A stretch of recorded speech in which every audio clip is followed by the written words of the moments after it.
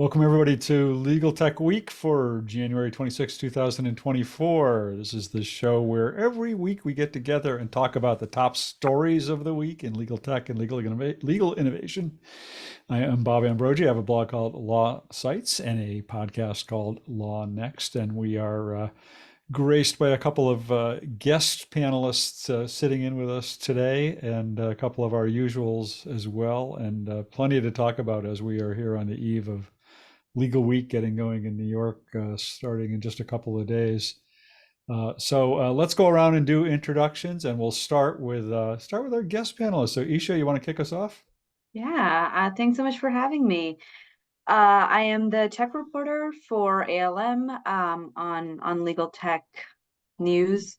Yeah, and I will be also at Legal Week next week. So I'll see you guys there. Awesome. And Greg. Yeah, I'm Greg Lambert. I'm the Chief Knowledge Services Officer at Jackson Walker and the co-founder of the Three Geeks in a Law blog and the Geek and Review podcast. And an occasional lurker in our chat here on this show, even when you're not. I'm the one that's putting in the snide comments. So now you get to hear them rather than read them. The one putting the snide. Yeah, right. The one. All right. And Stephanie.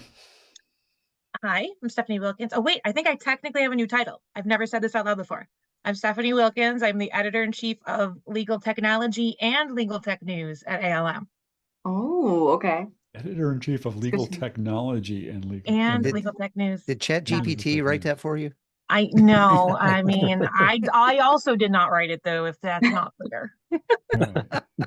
That's almost more of a mouthful than Nikki's title. But, well, she's not here today, so I had to step it up. So you get the longest title award. Yeah. And maybe the shortest title award, Steve. Hey, Steve Embry here. I write the blog, Tech Law Crossroads, about legal technology and legal innovation. And I, too, will be at Legal Week next week. So I'm hoping to see a lot of people, both who are on screen and in the chat next week.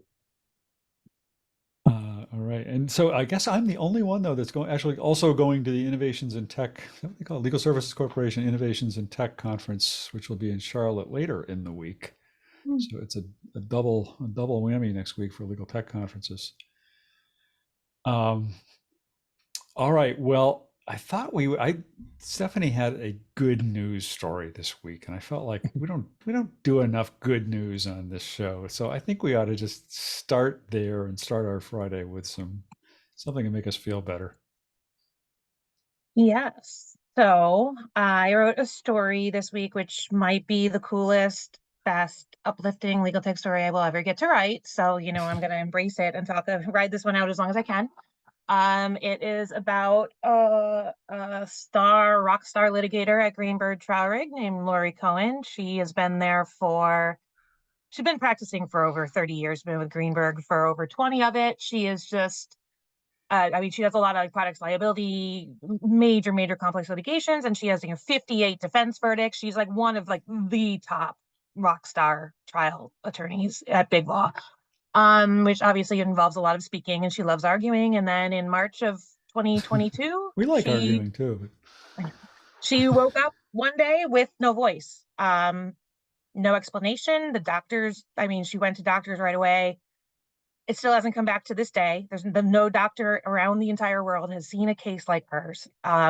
She's trying everything. She's like, literally, if it's the most alternative thing in the world, I will try it. I will literally try anything, but she basically realized that if I want to continue this career that I love, that I've wanted to do my whole life, I need to figure out a way. So her longtime trial technologist, Gerard Buitrago, they worked together for a couple decades. They're really good friends now and everything. So he's like, well, we're going to try to figure this out. And they found her first speech to text apps, which kind of work, but they're very robotic. You definitely can't use them to make an argument in court because, it's very quick and on the fly and short.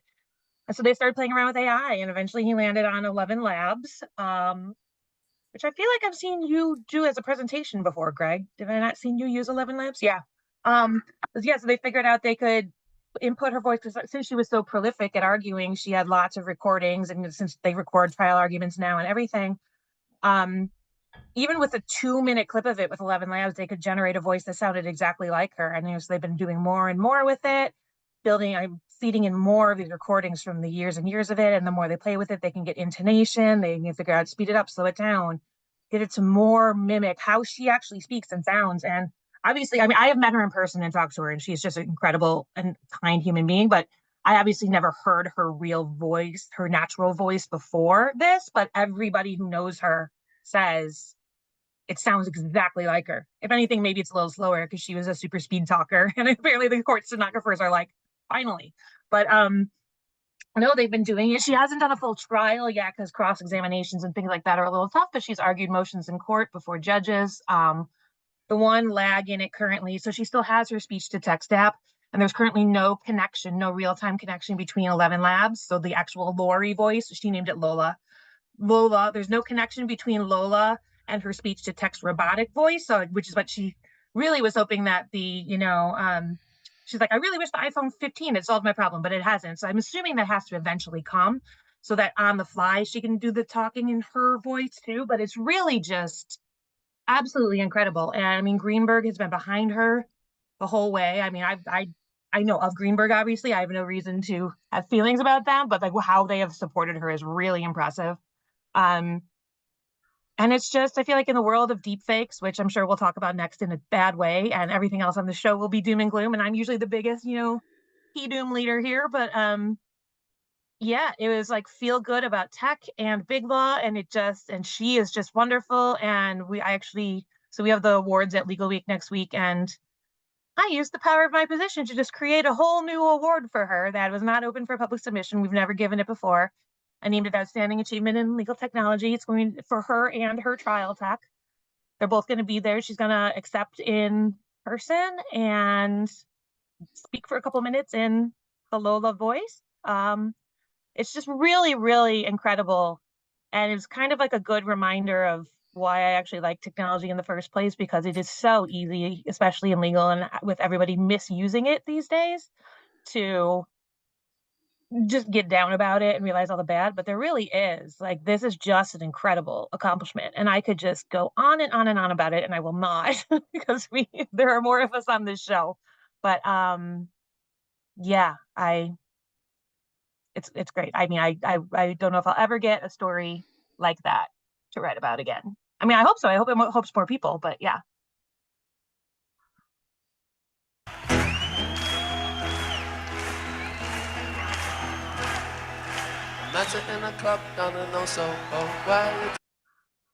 Sorry, I had to do it. Yeah.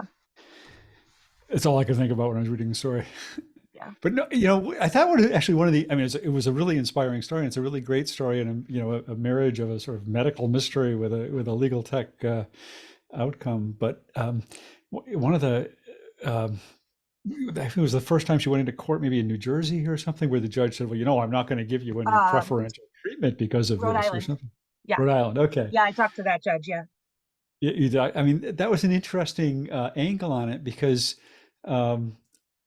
you might, I don't know, you could be fearful that this would disadvantage you in the courtroom or advantage you in the courtroom or have no effect whatsoever in the courtroom. And just thinking about what that impact would be.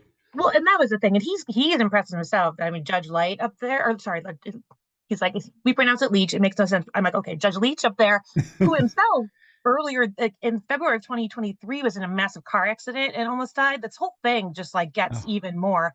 But yeah, she's like, there's all these hernia mesh cases up there that, I mean, have been for him for years and years. So he knows all the litigators very well. And he's like, to be very clear, like, I respect her. I think she's fantastic, but I will never rule in her favor because of that. But he's like, in my head, I was almost like, it's an oral argument. I would always interrupt somebody, but is that unfair of me to interrupt her? Because she has this prepared, like, she prepares her presentation and like she would have to answer on the fly with the speech to text. But then he's like, I have to treat her like any other litigant. And if anyone can handle it, she can. And she did. And yeah, it's amazing. And meeting her in person too, she's just such a wonderful person.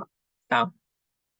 And that's the thing too. She's like, even if I get my voice back tomorrow, she's like, she recognizes that she has the means to like go all over the world to try to find an answer to this. And so she's like, I'm going to keep advocating for people. She apparently sent the article I wrote to a bunch of medical institutions. And I'm just like, can like 11 labs figure out their thing now? And they're like, they should give us a discount for all the publicity for this. I'm like, ask. Yeah. No, And no, send that's it not to the the point, Washington but Post it's medical mystery. You read the medical mystery stories in the Washington Post. I think the New York Times does it too, but they're always fascinating. It's so bizarre. yeah, it just really is. I don't know. I was like on a high writing it and just having people read it, and because it's just such a great story. Is she going to be at the awards dinner? Yeah, she's accepting, Oh, and she's actually coming up on stage with Lola. And so there's reason enough to go. yeah, I know. All right. Any other thoughts on that? Well, let's. The only thought I have, Bob, is I think you dated yourself and me too when you played the sound clip. I'm sorry. Well, Hate to I mean, break it to no. you. Oh, come on! Everybody knows that song. Well, in my article though, I made the Barry Manilow reference. One of my subheads was her name was Lola, so not Right. that it's not that different of We an can do a era. generation check-in with Isha and see if she knows that song. Is it? Do you know the song, Lola? You're muted. I know the Never Barry mind. Manilow, but I did not know this one. But you know, Oh. it was sounded great, and I'm going to check it out right after on my Spotify. Yeah. All right. I'm sorry I asked. You're right, Steve. All right. It was a good song, Well, though. The Kinks. Yeah, it sounds Yeah. great. Yeah. It was. The I don't lyrics know are if it's pretty good entirely too. politically correct now. I'm not sure, but No, yeah, right. it is. No. Yeah. It might Oh, not be politically. So- might be- Stephanie, does she use it in her on her phone, or how does she access the Well, recordings? she has like a phone, an iPad, and 2 computers. Apparently, she always had all of this at all times, but like she has it on her phone, and there are some presets. So like, if she sits out in the world ordering at restaurants or things like that, she has she can put in a certain amount of presets in like that. And if she's having a conversation, she'll, usually just do it on her phone, but she does have her iPad too. And when I was in there talking to her, she would, be typing on it, and she can pretty much use it on every device she has. But like in the awards, she'll just bring up her phone and put it by the microphone to talk that way. Cause like, I guess she said when she has done huge like speeches before and stuff since then. And she's like, it's really weird to stand there and have my voice like echoing all around the room. Like it normally wouldn't, like you wouldn't be talking through a microphone. So they figured out like her projecting it through the microphone. So, I mean, I'm sure in court and stuff, she uses computers and she has iPads and stuff, but she can do it all like through her phone too. Amazing. And like it was really amazing that he said, like, so I was asking him, I'm like, how long? Because I was going to ask them to do an acceptance speech at the awards, but I'm like, I don't want to ask you to do this if this is going to be like hours and hours of work for you to do. And they're like, oh, well, no, I mean, like, we want to do a 5-minute speech with her being a perfectionist and tweaking it. It takes us like 20-30 minutes to get it. I'm like, that's it? Pretty impressive. Yeah. All right. Well, I got to go back to this because I didn't even get to the good part. Champagne, it tastes just like cherry cola. She walked up to me. Okay. I didn't even play the Lola part when I played the clip before.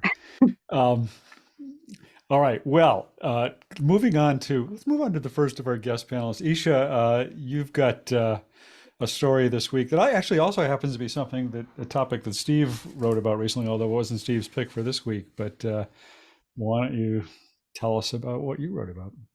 Yeah, I wish it was as positive and great as Stephanie's story this week, but Nothing ever is on this show. Don't worry. It's deepfakes, which Greg and I have spoken about before.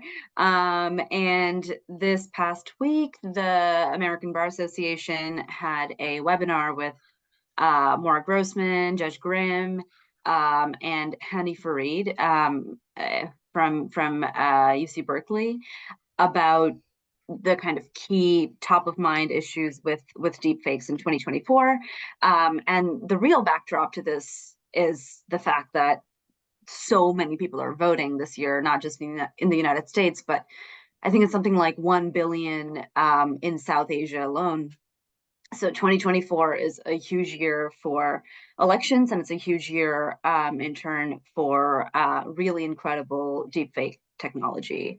So, that was really a lot of the backdrop, and then the webinar analyzed some of the really good videos and photos that even the presidential campaign at the time, I think Ron DeSantis was still running, so he, now since then things have changed, but he might just be a deepfake entirely himself. We don't know I that have for sure. often wondered that. Yeah, I have often wondered that. But yeah, they haven't been able to figure out smiles yet, so that would make a lot of sense. And he or boots. or boots. But nothing against Ron DeSantis. I don't know. I shouldn't say that. But yeah. So as well as Trump and everyone, no one's, and then Taylor Swift, so a whole different category of people, right? She had the deepfake nudes circulate from which were traced back to a Telegram group where it was just like a bunch of people who were brainstorming how to get around the filters that the commercial tools have, like even like sexual terms for pornography, or you can't technically type in Taylor Swift, but you can type in Taylor singer Swift and it brings up her face. So there's like really easy ways to circumvent these apparent filters or blocks or restrictions that these tools have. The three big things that this panel talked about was the limitations of watermarking, because we are seeing legislation around the United States which says, well, watermarking, like that's a solution. Let's make all the AI developers watermark their generations, but that's not, it's super easy to remove a watermark, as we've seen with Getty. And so the panelists talked a little bit about the multifaceted approach. Like, you could do a visible watermark, you could do an invisible one that's only readable to algorithms, and then you could also do a hashing and kind of, and I think the best quote about it was from Professor Farid, and he says that a good forensic analyst in 2024 is just going to have many tools in their toolbox to figure out what a deepfake is, because one thing is just not going to work.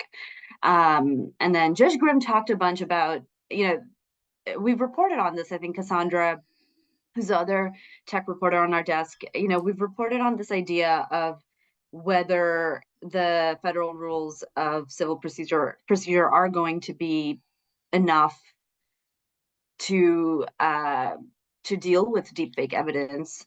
And people have many different opinions about that, but Judge Grimm actually was saying that it isn't so easy, it isn't so difficult to circumvent these rules either when it comes to proving authenticity, especially as deepfake evidence becomes more and more believable. And then the third big thing that they talked about was that states are going to lead the charge, and which nobody's shocked about. It's what we see with data privacy, with data breach notification systems. And yeah, that was really the crux of the story. The deepfakes are big, and they're going to get bigger, and it's all really scary. Yeah. No Lola here. No Lola to save us from Thanks for bringing deepfakes. us down, Isha. Yeah, no, Yeah. that's why they made you go first. Yeah. So you'd feel bad about it. But I'm curious, because you were saying, any good data scientist or whatever will be able to tell a deepfake, but how many of those good data scientists are out there? And are like, do Very the courts few. do the courts have them? Like, that's great that some people can, but does that really help? No, and that's Well, what. yeah. Sorry, yeah. I wrote a piece on it today, kind of based Yeah, what on was a yours about, Steve? I'm podcast. curious. What was Yeah. yours about, Steve? I'm curious. Go ahead. I'm sorry, I interrupted you. Oh, no. I was just asking. I was just curious what your piece was about. Yeah, so it was mainly focused on the potential abuse and the challenges that are being faced by judges that are going to have to deal with authenticity questions of these deep fakes. And it was based on a podcast that Judge Shagel down in Louisiana did on tech and gavel. And he, I don't know how many know Judge Shagel, but he's really pretty knowledgeable. And he was focusing on the voice cloning issue, and the challenges that it posed. And it really is, because I mean, it's one thing in the federal system where you have judges with at least some resources to utilize, but in the state court system, I mean, in our state, for example, I mean, very few judges have even law clerks to help them, and so it'll be a real challenge for them to grapple with this, because I think we're going to see, like we see in a lot of things, just a battle of forensic experts. Yes, it's valid. No, it isn't valid. And here's the poor judge with precious few resources to know who's correct. And in many cases, through no fault of their own, really not much of an understanding of the underlying technology and issues. And so Judge Shagel's point was, the legislatures sort of need to step up and begin providing more education and support to state court judges that are going to be grappling with this, which, I know here you raise that with this legislature, and they're like, those guys get paid enough anyway. Who cares? Yeah. But I think it's going to be a real challenge in the courtroom. Yeah, that's what I think as well. And that's what the panel ultimately said, that it's going to be hard and expensive, really expensive to even be able to afford good experts. So. But I think, like Dennis makes the point in the chat, and we've talked about this before, that there are also possibly positive uses for deepfakes. And Steve, you talked about Judge Schlegel. He's, and I think we've also referred to this before in the show, but he's got a website up where he's kind of talking about deepfakes in court, but he also shows examples of how it can be used in a positive way to kind of communicate with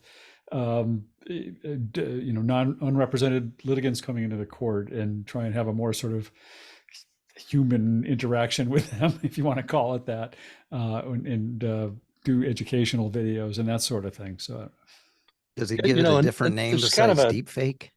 That's what I was literally just going to say. It has such a negative connotation. Yeah, it has a might have been a typo, but I'm going with that. What was it?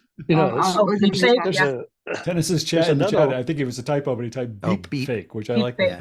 Roadrunner. There's another issue. There's another issue that's kind of lurking here. That's could become important and debatable. Remember the Rittenhouse trial in Wisconsin, where the pinch to zoom judge wouldn't let the evidence in, and everybody was like, what a doofus, blah blah blah. But the more you start thinking about it, the pinch to zoom, okay, maybe that's not a good example, but I mean, when I take photos, I use a lot of tools to make them better, and in doing that, if that were a photo that was going to be used in the courtroom, does the making them better somehow reach a point where they're not accurately reflecting the true scene? And that's going to be, that's not really what we really consider deep fake so much, but I could see it being a big issue, particularly with a photograph. That's a soft, or even fake, a voice, I mean, you could make your voice sound better, for example. And at what point does it become not a realistic depiction? I mean, all those Instagram filters, I don't know. Yeah. I think they call that a soft fake now, don't they? Is like, if you start off with a person's voice and then you're just making it a little higher or softer, as opposed to just generating something from quote unquote thin air, so to speak. But the musicians, when they do recordings, they have for years had tools that would make their voice pitch, if you That's want. Right. But the photo manipulation is interesting too. So I haven't actually gotten a chance to talk about true crime TV yet on this, and now I am. I was watching one on Netflix, which is like Coffee Death in the case of Jessa Wongso or something. It was like one of the biggest cases. Like, she was from Australia, and I think this happened in Malaysia, whatever. Basically, her friend died, and they're pretty sure this woman poisoned her friend to death, and it's all corrupt over there or whatever. And like, her dad had a lot of pull, whatever. But so the whole theory was that she died of cyanide poisoning. And so they had pictures of her dad, and they're like, this matches with cyanide poisoning. And then this autopsy guy came out and was like, well, cyanide poisoning doesn't turn you blue, it turns you red. And then suddenly there were new photos and evidence where she looked red instead of blue to match the whatever theory it was. And I mean, that's obviously a very corrupt judicial case we're talking about, but people can, like, if they know, like, if their theory is she was poisoned by this and it turns them blue, they can easily manipulate a photo to look blue. Like, I don't know. It just involved iced coffee and true crime. It's like my sweet spots. Maybe that's what happened in the last election. It's blue states, for instance. I gotta check that out, Stephanie. I haven't seen that one yet. I mean, I wanted it to be better, but it is interesting. Is it okay if I have the touch-up blur on my Zoom camera here? Is that, now I feel guilty. All right, well, Greg, guest visiting panelist number 2. Yeah. What do you got this week? So I wanted to show that hallucinations have now gone international, and that this I may take some hits here, but it feels to me like there was a lawyer in British Columbia that was working on a case for her father. I think it was an immigration case where he was wanting to get a visa to go back to China and take some kids with him, and she did the work for him. And she just apparently went on ChatGPT, typed in a bunch of things, copied and pasted it, turned it in, and sure enough, for some reason, this tool that is not a legal research tool came up with the wrong legal research answers for her. But I was kind of reading between the lines, and I don't think that she is someone who normally goes to court. I think she was doing this as a favor, because as soon as it came to light that these cases were not real, she immediately like burst into tears and was very apologetic. And so hopefully I think this is one where, again, learn from other people's mistakes rather than your own, but too late for her. But apparently ChatGPT not any better on Canadian law than it is on US law. Yeah, it was kind of sad. The article talks about she left the courtroom with tears streaming I down know, her I'm face. just looking at it too. That's Could become a new strategy for lawyers that cite cases that don't exist. Yeah. Pass that along to the Swartzes of the world. Now I did have this is the first non-Swartz instance of this, right? Yeah, yeah, two Schwartz. I did have an attorney here that I was telling him a few months ago in a luncheon, so surrounded by 50 more attorneys, and he was like, "Well, what if you just had it create the case and then give it that citation and submit it?" I'm like, no. So, but A for for being creative, but no, you can't have it create the citation and then create a fake case to help with the citation. So, I mean, you can, but you shouldn't. Yeah, and ethically in some gray area. I did have one other thing that popped up today, and I don't know if anyone else listens as religiously on Friday mornings to the Hard Fork podcast like I do. But this morning they were talking about the kind of the downfall. I think the LA Times and some other news organizations have either folded into other organizations like Pitchfork Media, or the LA Times, I think, has laid off more of its reporting staff. And so they went through this whole deal of, over all these years, why is it? And I kept going back to a thing that Sarah Glassmeyer and I have been shouting since 2012 when Google Reader was shut down. And that was when we stopped allowing RSS feeds so that we could pick what we wanted to read, and we allowed the algorithms to pick what it is we were going to read. As Sarah said today, it's like, I'm not going to say that all this bad stuff that's happening in the world is because of this, but I'm not not saying that all this bad stuff is because Google Reader got shut down.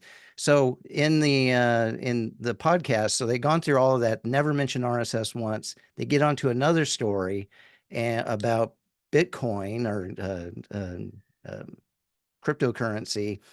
And the guy that they're interviewing goes, well, it's like when RSS lost and the algorithms took over. And I was like, yes. So I recorded it, put it on LinkedIn. And so I feel that Sarah and I both feel vindicated today that if we'd only had RSS feeds instead of algorithms, the world would be a much nicer place. I saw that and I thought, well, wait a minute. I didn't know RSS feeds died. I mean, they do still exist. You can still use RSS. There's still readers like Feed. I still use Feedly, which is an RSS reader for a lot of feeds. I know on the directory site we have RSS feeds set up for the different topics of areas of law practice where you can kind of follow news relating to those kinds of products, all using RSS feeds, and they get some usage. Yeah. So I don't think they've exactly, reports of their death is a little exaggerated, but I know it's still around. Here's the problem. Back before 2012, you could set up RSS feeds for your subscriptions in Twitter and in Facebook and other social media, and they immediately cut that. Yeah. And so and now let's say you're subscribed to the Houston Chronicle, like, that I am, through Facebook, you may or may not see that even though you subscribe to it. Right. You're still at the whim of the platform to feed you what it is they think you want to see. And so that's where I think we were talking, because like all podcasts use RSS feeds for distribution. And most blogs, you can still use RSS. So it's still around, but very few people use it. Yeah. No question. The social media algorithms drive me crazy. I can't stand them. It's grim out there in the media world this week. Stephanie, Sports bring us another story. Shut down this week. Well, I know. And Sports then Illustrated, right? LA Times, Sports Illustrated. I know. I don't know what's going on. I mean, Sports Illustrated is like a textbook case study on how to not run your media brand and completely destroy something you've built up for many, many years. Maybe true for the LA Times owner as well. I'm going to say when your venture capital comes in. Yeah, it's tough. But there's an interesting phenomenon going on, and in my day job, I represent newspapers, and there was a conference yesterday at BU that I wish I could have gone, Boston University. I wish I could have gone to. I didn't have time to go to it, but there's just a real surge in startups of kind of what it might be called hyperlocal news sites, online news sites. Covering in Massachusetts, there are now hundreds of these things covering different communities where the newspapers have shut down, but there are these online news sites covering them. And interestingly, what's been happening here in Massachusetts, I'm not as familiar with what's going on in other states, but a number of these things that started as online news sites, and they're often started by laid off reporters from some other publications, but some of them are now starting print versions of their online newspapers. So it's like they're going the other way around. Like there's a town in Massachusetts called Marblehead where there's it's a small seaside town where there's like newspaper wars going on. There are now like 2 print newspapers and I think 3 different online sites covering the local news in this community. And so it's, even as we're hearing about some of the traditional papers dying, there is this sort of resurgence of a surge of a new kind of news outlet that's kind of heartening, I think. I agree. I totally agree with that. I think it's just kind of exhaustion with the legacy media type of reporting for many reasons, and could go on and on about that, but it would be a digression. Yeah. All right. Well, before I get to Steve's story, I'm gonna intervene with the story I reported this week on this Florida ethics opinion, only because it kind of follows a little bit, I think, from what we were just talking about with Greg and the hallucinations in Canada. But the Florida bar this week put out a ethics opinion on lawyers' use of AI that I thought it was a pretty reasonable approach to it. I thought they did a pretty good job with it. And whenever a bar manages to get an ethics opinion somewhat right regarding technology, I'm impressed, because they so often don't. But I thought it was a rational approach. I mean, it kind of just talked through the areas of where you need to be careful, and confidentiality, and making sure you understand the tech, and making sure you sort of supervise the use of the tech. But basically, they're saying, go ahead and use generative AI. Just make sure you understand the technology and understand the implications of the technology. And it was, one of those. I mean, my takeaway, and I've kind of expressed the opinion before, that I feel like there's nothing about generative AI that requires any new ethics rules or any new kind of ethics guidance. Particularly, it's the same rules that talk about duty of technology competence and duty to protect client confidences, and all of that apply in the same way to generative AI as they do to cloud technology or anything else that you might be the next new thing in technology. So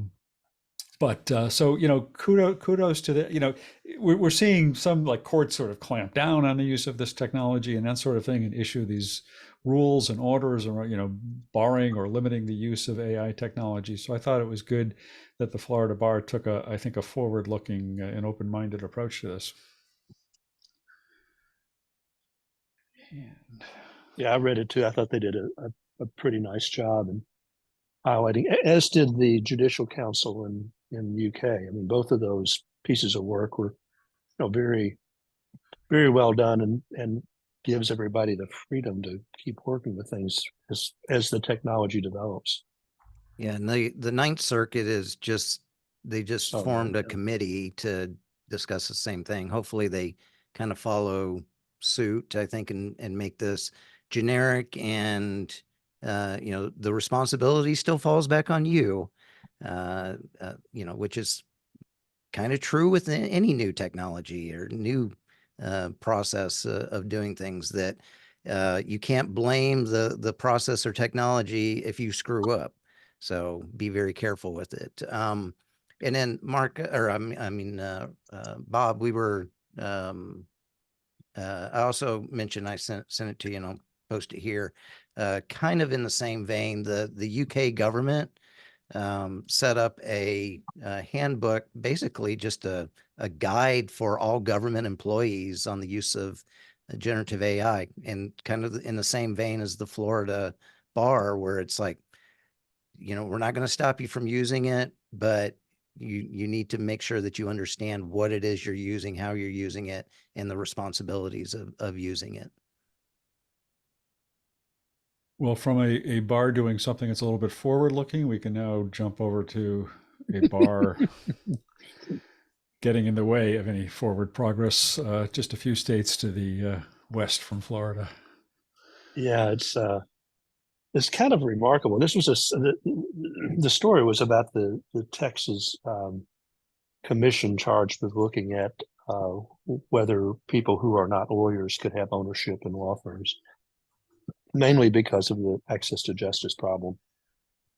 And Lynn Leroux wrote a story in Law 360 about it. And the shocking thing about the story was not so much that the proposal was voted down by the commission, it was a close vote, but just some of the comments of practicing lawyers about the proposal. The proposal basically was that people who aren't lawyers can have ownership in organizations and law firms, provided that they guarantee that they will offer low-cost services to indigent people who won't have access to justice. That was the approach that was being used. And some of the comments were like, a lawyer from a law firm that had last year had $473 million in revenue says, allowing people who aren't lawyers to own in law firms, that's just putting profits over people. And then there was another lawyer that said, well, if we allow this, then people will put the interest of shareholders ahead of the clients. And I'm like, you mean you don't put interest of partners, financial interest of partners ahead of clients from time to time? And it was just like a shocking reaction by people who were never going to have a piece of this business with indigents and low income people. I mean, people at these big law, they're never going to represent these people. So what do they care? And I think why they care, of course, is the concern that it's not low income indigent people that they're concerned about. It's about entities like the big four accounting firms swooping in and getting an ownership interest in a law firm or a separate business that could offer legal services, or bigger corporations coming in and gaining pieces of the organization so that they have more resources and can do more things and they adopt different business models entirely. And I think that's the threat that created this visceral reaction by many of these law firms for a pretty modest proposal. And certainly you could say, well, yeah, it wasn't the best proposal in the world, that maybe it didn't guarantee how much business that they would have to offer to low income people or what have you. But yeah, okay, well, let's just throw the baby out with the wash and not let low income people have any lawyers anyway, because we don't want the low income people to have lawyers, because that might mean that corporate America will swoop in and take some of our really good business away from us, and golly, we'd lose money, and that's putting profits ahead of people who we should be putting partners ahead of profits. It touched a nerve, obviously, for me. And then I shared it on social media, and a lot of people, I think, jumped on it as the same kind of thing. It's worth pointing out that the guy, one of the principal critics quoted in that article, the Law 360 article, is that Stephen, what's his name? Stephen Younger? Is that? Right. Stephen Younger from New York, not from Texas. Right. Who's the guy who has been just an outspoken opponent of any kind of liberalization rules, and who earlier this year, last year in 2023, I did that story about the ABA Center for Innovation that was going to publish an op-ed in favor of regulatory reform, and they pulled it at the 11th hour, apparently under pressure from ABA leadership. The suggestion was that Younger was instrumental in causing that op-ed to be pulled, and then Younger was in fact named the head of the Center on Innovation when there were some who seemed to think the Center for Innovation was getting a little too innovative, or a little too in favor of innovation. Not to say anything negative about the Center of Innovation, which has got really good people on the staff and has been doing some really good stuff, but to put this lawyer Younger, as the head of that center was really kind of a statement by the ABA that we want to make sure we keep the reins on this group, and that we're not promoting anything too radical that would disrupt the status quo or our monopoly on law practice. Our monopoly. Yeah, Dennis Kennedy made the point in the chat, I think somewhat tongue in cheek, that many of the commentators give so much of their money to the poor as it is. and there was a comment by a lawyer in the article that something along the lines of, well, if all these businesses that want to own part of law firms really want to help the poor, they'll give money to the poor and that'll solve the problem. And it's like, yeah, right. It's like, how much do you give? How much do you give to keep the public defender's office open, right? Yeah. Oh, the pigs at the trough story. Yeah. Can we go back and talk about Stephanie's story again now? Yeah, I was like, or just, Greg's story on the death of journalism in the Journalism Roundtable. Like, who invited that guy? Yeah. Well, Bob. back a little bit to Stephanie's story, sort of a tangent, but the new Samsung phones that came out, I think were announced last week, have a supposedly have a really cool feature. So if I'm talking to Stephanie in English and she wants to hear what I'm saying in Spanish, it will automatically do that and say it to her and even text it to her. And if she replies in Spanish to me that can't speak Spanish, it'll come back to me as English. Oh, that's Well, so you know, cool. that I is didn't super see that. cool. That's really You mean cool. across the call Yeah. it'll do that, as opposed to like Yeah. the Google Translate Yeah. thing or something? Or like a text. Yeah, it's text. yeah. Yep. The So, I universal mean, I don't know. translator is not too far away. Yeah, Yeah. that's that really is pretty. I mean, I don't know how well it will work or anything like that, but it sounds cool. Yeah, no, Well- that does sound cool. I'd love to check that.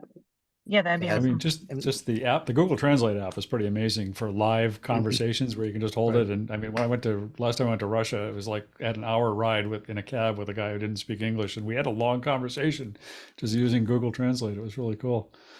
Yeah, the one thing, and this kind of ties with Stephanie's story, is the quality of the audio, the voice software is so much better than it was just even last year.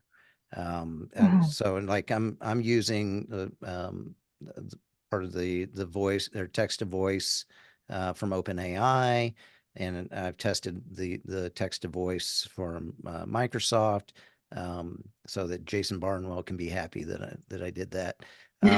But I mean, just the ability for it to pronounce things correctly, to have the intonation right, and then to see things like with 11 Labs where you can start tweaking that with your own voice. And so Stephanie was at the AALL conference last year and we actually had one of our presenters just put a microphone to her mouth and act like she was talking, and we played a recording of it.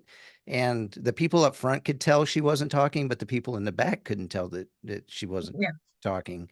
And I mean, it sounded, and that was July, and I would say it's twice as good now as it was in July. Just the rapid improvement is massive. Well, and for sure. And in talking to Lori and Gerard, who was doing the more of the tech stuff, I mean, you're exactly right. I mean, I could have written like a novel on this. It was already a long article as it was, right? But yeah, they were saying, I mean, like, so she lost her voice in March 2022. There's going on 2 years, which is a very long time to not have your voice, but also like in the grand scheme of things, most technology doesn't change that much in 2 years. And they said in those 2 years, it has just evolved so rapidly that they're constantly seeing what changes, and like they're just constantly on the lookout for new technologies that evolve too, because somebody eventually, I mean, I think very soon they're going to have to fix that integration problem between the speech to text and the 11 Labs created voice. But I think 11 Labs has historically been more with like entertainment stuff, and they don't really need to do it on the fly.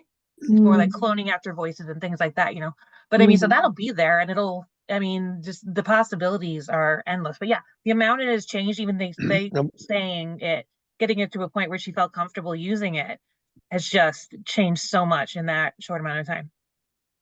Yeah. I wonder, it makes me think that maybe we aren't too far off where someone using sign language because of hearing impairment would use sign language, and it would come to me with speaking voice, and I could speak to that person and they would see it as sign language. I mean, that's Did you see did technology, you how Echo? correctly, how it, That's in the latest Marvel, the MCU Echo. oh really? Is it? Yeah. So No, I don't know. the deaf girl has a contact lens that allows her, as people are saying things to her, then it converts it to sign language, and then as she's speaking, the person has an earpiece that converts her sign language into audio. Again, it's just obviously a fictional thing at this point, but so with cell phones. Yeah. So- I mean, it's fictional, but it doesn't feel as far-fetched as stuff used to feel. Like I Right. remember when Black Mirror first came out, everyone was like, "Woo, that's so far in the future." And suddenly now we're like, Black Mirror has a hard time writing something that we can't already do.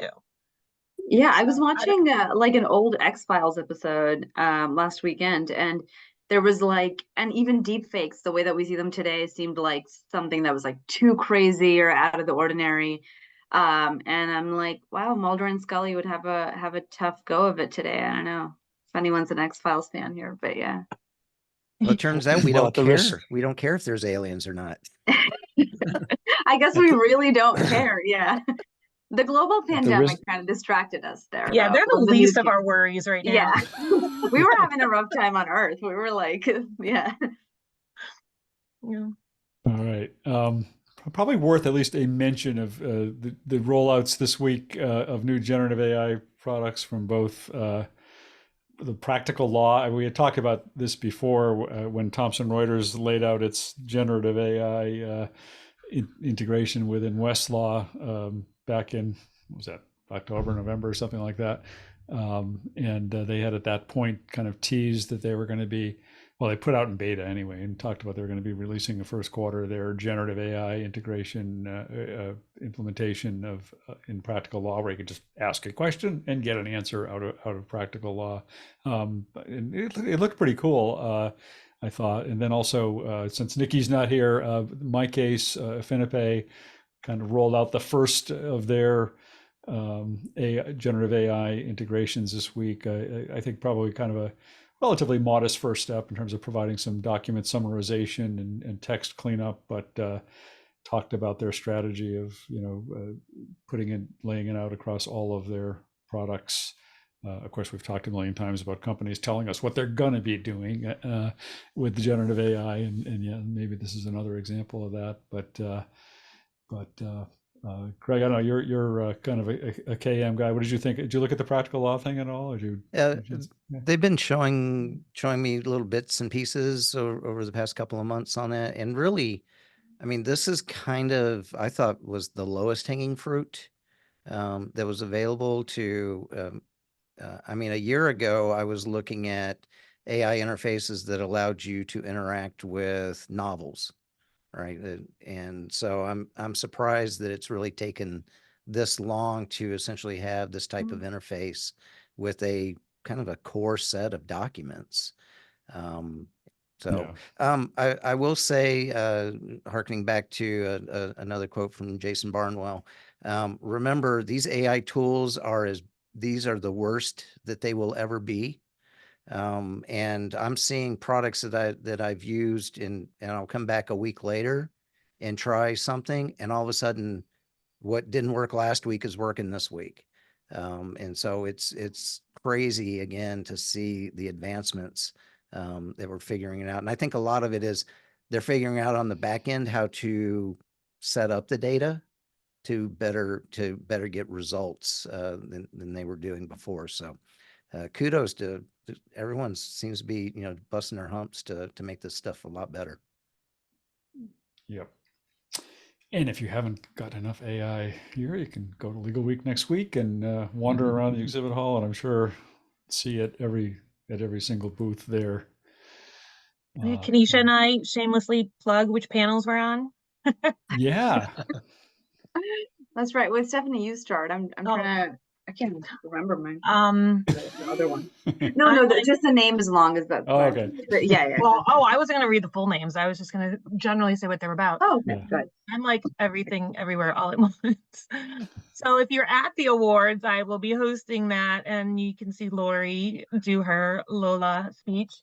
Also, that's on Monday night, but Monday during the day is the AI workshop, and I will be emceeing that, at least the first 2/3 of it, before I have to go to tech rehearsal for the awards. Should be interesting. Tuesday, I'm actually not speaking. I don't know how that happened. Don't tell anybody.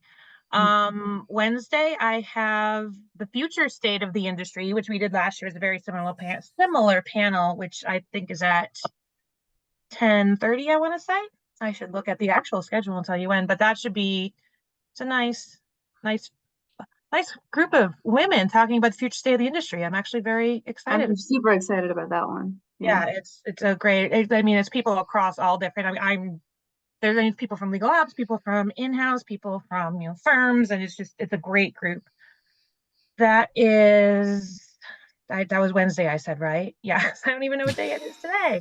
That's Wednesday at 11:30. Sorry. Also Wednesday at 2:00, I'm moderating a panel on the future of KM, actually, with some great speakers on it. And then That was Thursday, Oz. Thursday, Is Oz on that, Stephanie? hmm? Is Oz Ben Amram? Is he on that No, one? O's, no, he's not on that one. Like O's, okay. Evan Shankman's on it, and then someone from Reed Smith, Jordanian Joseph from Reed Smith, and Jamal Brown from JP Morgan are on it.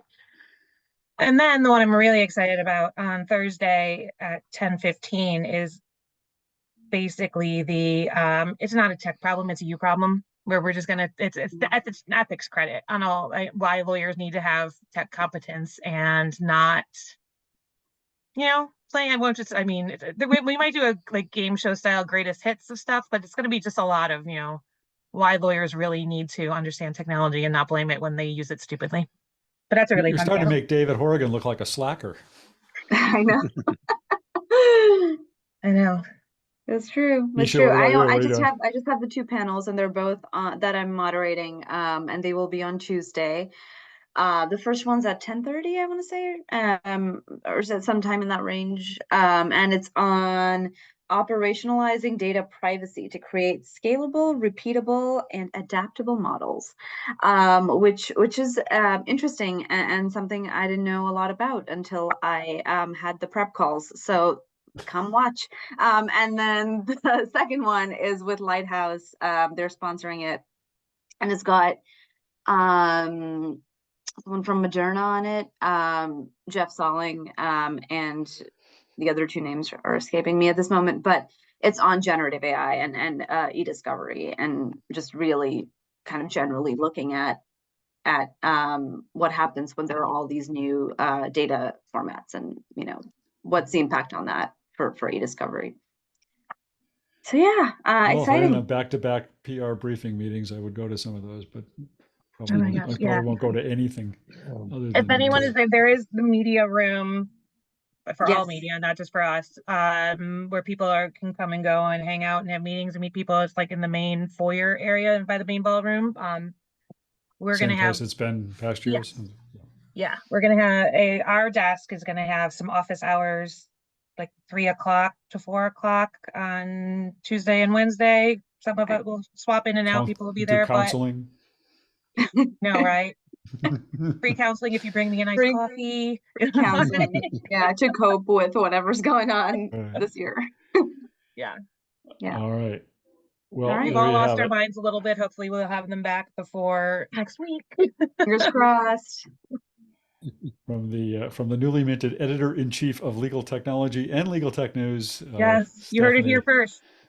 Good. It's a hard launch.